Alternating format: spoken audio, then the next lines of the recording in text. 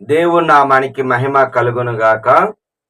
క్రీస్తునందు ప్రియమైన దేవుని బిడ్డలారా, ఈ దినము మార్చ్ 15వ తేదీ, లేఖన భాగము మార్కు సువార్త 15వ అధ్యాయము 1 నుండి 26 వచనాల్లో దేవుని యొక్క వాగ్దానము 18వ వచనం. యూదుల రాజా నీకు శుభమని వందనము చేసిరి. మన దేవుడు రాజు. ఒకవేళ ఇక్కడ రోమా సైనికులు మరి అపహాస్యంతో అన్నా గాని, మన దేవుడు యూదులకు రాజు మాత్రమే కాదు. ప్రకటన గ్రంథంలో స్పష్టంగా రాయబడింది 19వ అధ్యాయం 16వ వచనములో, యేసు ప్రభువారు రాజులకు రాజు, ప్రభువులకు ప్రభువు. అవును, ఆ యొక్క రాజులకు రాజుని, ప్రభువులకు ప్రభువుని మనం పూజించటానికి రావాలి. జ్ఞానులు, తూర్పు దేశపు జ్ఞానులు, యూదులు రాజుగా పుట్టినవాడు ఎక్కడ? పుట్టినప్పుడే మరి యేసు ప్రభువారు జన్మించిన వెంటనే జ్ఞానులు సహితం ఆయన రాజు అని ఆయన దగ్గరకు వచ్చి బంగారము, సాంబ్రాణి, బోలమును సమర్పించారు. హల్లెలూయా.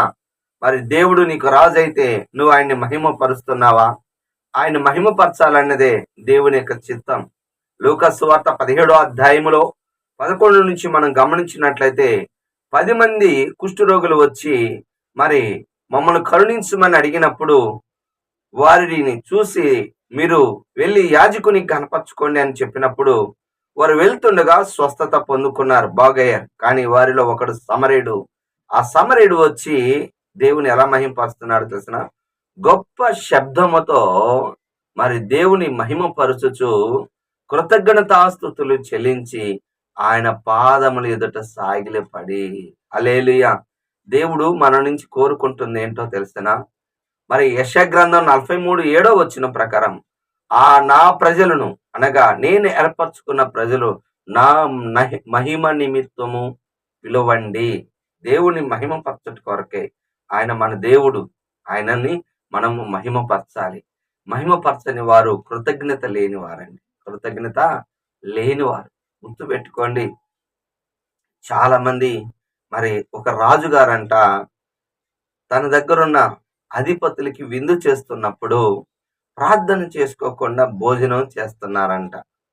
ఎలా చెప్పాలి వీళ్ళకి అనుకొని ఆ రాజుగారు ఒకరోజు విందుకి అందరిని ఆహ్వానించి, ఒక పేదవాడిని, అంటే ఒక అడుక్కునే వ్యక్తిని, వస్త్రాలు సరిగ్గా లేని వ్యక్తిని ఆహ్వానించి వారి ఎదుట భోజనం పెట్టినప్పుడు అతడు అన్ని తిని నోరు తుడుచుకొని ఏమి థ్యాంక్స్ అని చెప్పకుండా వెళ్తుంటే అందరూ అన్నారంట, రాజుగారు నువ్వు చక్కని భోజనము అతనికి పెట్టావు కదా, మరి అతడు అయితే కనీసం థ్యాంక్స్ కూడా చెప్పకుండా వెళ్ళిపోయాడంటే, నాకే కాదు మీరు భోజనం చేస్తున్నప్పుడు దేవుని స్తుతించటం లేదు.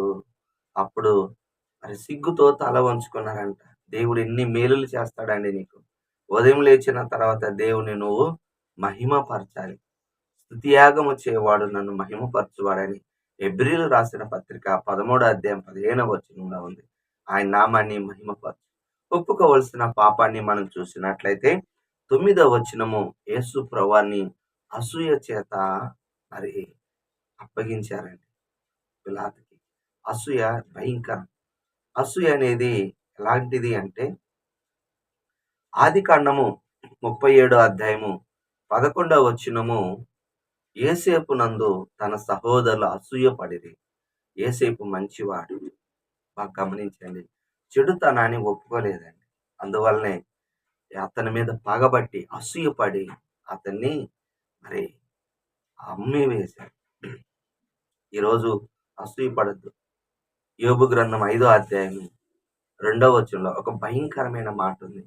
చాలా మంది అనుకుంటారు మనుషులు రోగాల వల్ల చనిపోతారని, లేకపోతే ఏదో ఒకటి చేసుకొని చనిపోతారు.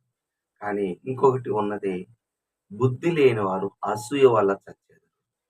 అసూయ అనేది భయంకరమైనది. మత్సరపు కళ్ళు, చెడ్డ కళ్ళు మన ఎముకలకి మరి కుళ్ళు లాంటిది, మనల్ని తినివేస్తుంది. కుళ్ళు ఉంది అంటే అది ఎప్పుడు కూడా మరి మనిషిని చెడగొడుతుంది. కాబట్టి అసూయ అనేది మన కళ్ళ ద్వారా జరుగుతూ ఉంటుంది. వారిని చూసి వీరిని చూసి అసూయ పడవద్దు. దేవుడు తగిన సమయంలో నిన్ను హెచ్చిస్తాడు. చివరిగా ఆజ్ఞను చదువుకుందాము. మరి 19వ వచనము, మోకాళ్ళు ఊని అక్కడ రాయబడింది. ఈ సైనికులు వ్యతిరేకంగా చేసినప్పటికీ మనకు ఒక పాఠం నేర్పిస్తున్నారు. ఏంటో తెలుసునా? మనము శక్తి ఉన్నంత కాలము, కాలాల్లో బలము, ఆరోగ్యం ఉన్నంత కాలం, యవ్వన కాలంలో ఉన్న బిడ్డలారా, ఇదిగో శక్తి ఉన్న ప్రతి వ్యక్తి కనీసం కొద్ది నిమిషాలైనా మరి ఎక్కువగా మోకాళ్ళు ఊని ప్రార్థన చేయటం చాలా ప్రాముఖ్యమైనది. దేవదాస్ సాయి గారు అంటారు, మీ మోకాళ్ళు నల్లగా ఉంటాయి, మీ మోకాళ్ళు తెల్లగా ఉంటాయి. దాని అర్థం ఏంటో తెలుసునా? మన మోకాళ్ళ మీదనే మన జీవితాన్ని కట్టుకోగలం, భక్తి చేయగలం. గుర్తుపెట్టుకోండి, మోకాళ్ళ ద్వారా సాధించవచ్చు. దయచేసి మోకాళ్ళుని ప్రార్థన చేసినప్పుడు మరి కుష్ఠరోగి కూడా, మార్కు సువార్త 1:40 కుష్ఠరోగి వచ్చాడు, వచ్చి సాధారణంగా అడగొచ్చు, కానీ తగ్గించుకొని మోకాళ్ళు ఊని అడిగినప్పుడు దేవుడు అతన్ని ముట్టి స్వస్థపరిచాడు. నిన్ను నన్ను మరి స్వస్థపరుస్తాడు. మనం మోకాళ్ళలో వేసి ప్రార్థన చేద్దాం. గొప్పగా మనము దేవుని నామాన్ని మహింపరుద్దాం. దేవుడి ఈ మాటలు దీవించును గాక. ఆమేన్. ప్రార్థన చేసుకుందాం. ప్రేమ కలిగిన తండ్రి యేసయ్యా, నీకు వందనాలు. ఈ ఉదయ కాలంలోనైనా మీ కృపలో మీ దయలో మాకిచ్చిన ఈ భాగ్యాన్ని బట్టి కృతజ్ఞతాస్తుతులు చెల్లించుకుంటున్నాము తండ్రి. అయ్యా, మీరు మా రాజు, మా హృదయాన్ని ఏలే రాజు తండ్రి. మేము ఇతరుల మీద అసూయ పడకుండా ప్రభువా నాయనా, మరి నీ ఎదుట మా కాళ్ళుని మేము సంపాదించుకునే వాళ్ళంగా దయచేయమని అయ్యా, ప్రతి ఒక్కరికి ప్రార్థనాత్మ, విజ్ఞాపనాత్మ, లోబడే ఆత్మ, ఒప్పుకునే ఆత్మ, అయ్యా వాగ్దానాన్ని నమ్మి స్వతంత్రించుకునే ఆత్మను అనుగ్రహించమని యేసు నామములో ప్రార్థిస్తున్నాను తండ్రి.